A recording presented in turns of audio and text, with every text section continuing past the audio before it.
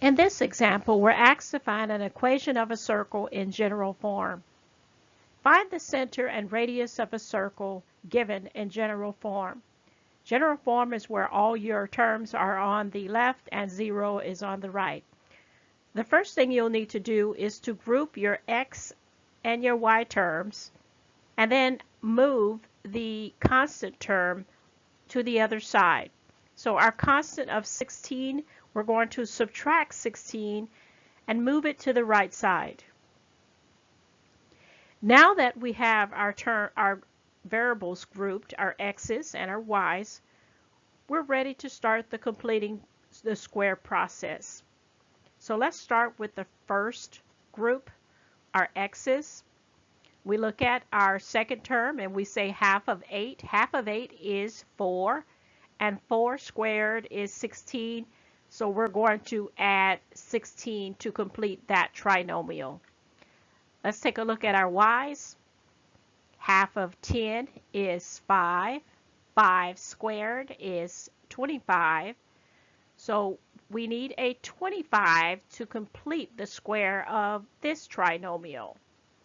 Now you know the rules of equations is whatever you do to one side, you must also do the same thing to the other side.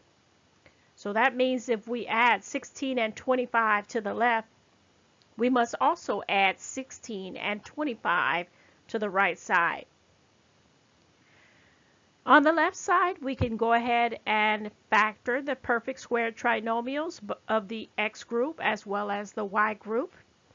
And on the right side, if you'll notice that you have negative 16 and positive 16, so these 16 cancels out, and what you're left with on the right side is simply 25.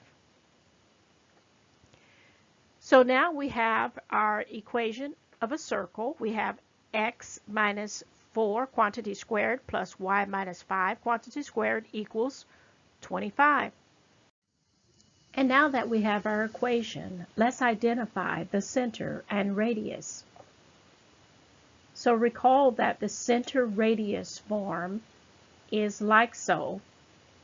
So now that we have the equation in center radius form, we can identify that our center is 4, 5, and our radius is 5.